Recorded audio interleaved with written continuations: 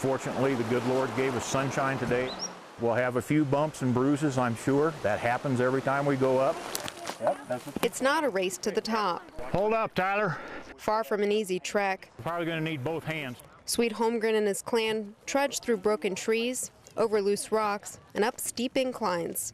Everybody doing all right? It's the way to mark the 4th of July for us.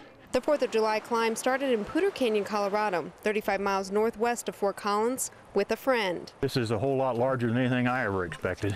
Now, 50 years later, Swede still makes the trip from his home in Ellis, Kansas, to hike up the same mountain, but on a more clearly defined path. There's a pink bow.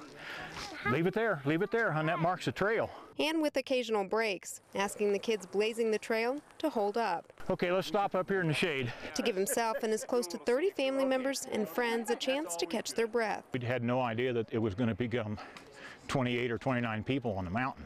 Sweet says for the first few years, the hike was simply an incentive to do something different for the 4th. Now it's clearly a family tradition. Come on up, guys. We'll take this one off. Every 4th of July, he displays the flag for those below, replacing a worn and tattered flag at the summit with a new one. It's definitely relief, but it's sad. This year, he passed the tradition on to his kids. It'll be nice to know that this didn't end today.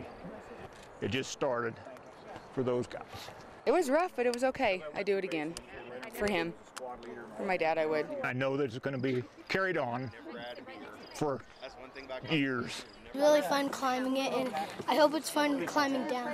To the flag of the United States of America, to the republic for which it stands. With a patriotic pledge, Sweet Holmgren salutes the flag and knows it won't be the last time he'll see the stars and stripes from high above. In Poudre Canyon, Colorado, Alana Rocha with photojournalist Jason Massengill, KWCH 12 Eyewitness News.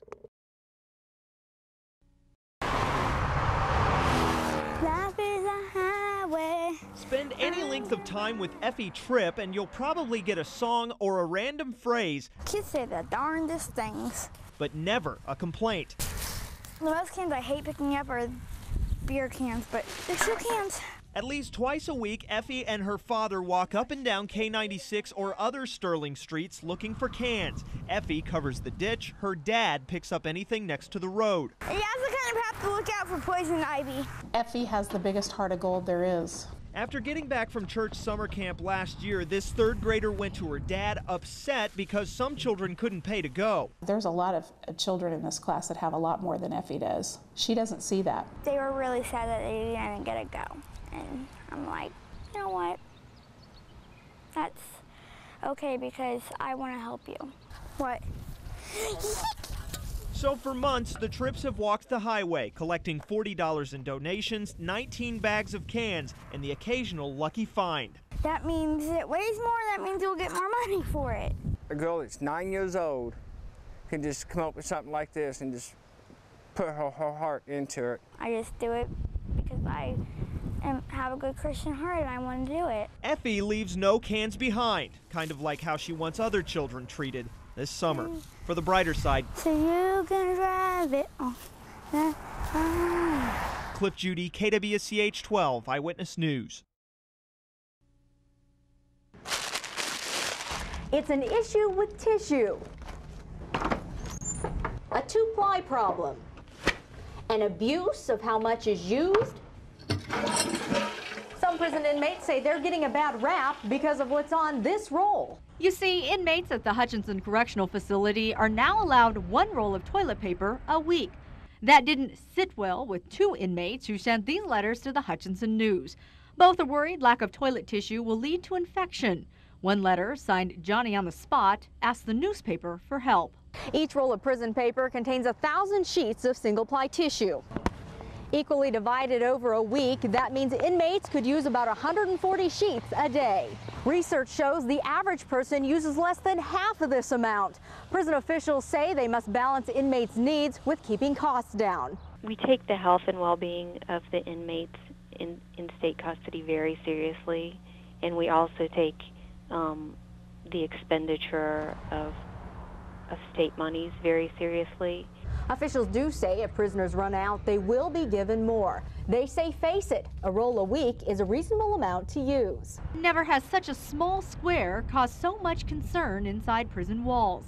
For now, it looks like the end of the roll has hit the end of the line. Kim Wilhelm, KWCH 12 Eyewitness News.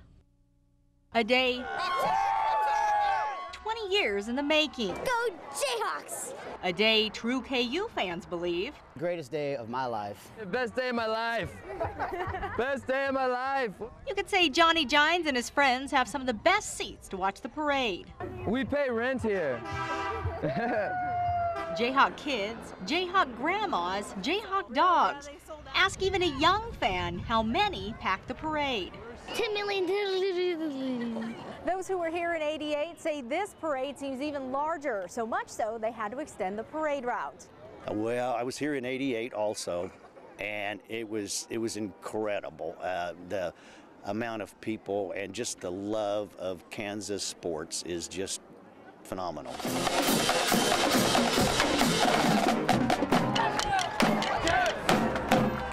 To the March of a Hero's Welcome, the team rode in, swarmed by fans who want to say thanks and feel a part of the moment. Pretty historic event. I mean, I hate to say it, but it may not happen again for quite a while. A trophy, a championship, and thousands of fans who know Kansas is #1. In Lawrence, Kim Wilhelm, KWCH 12 Eyewitness News.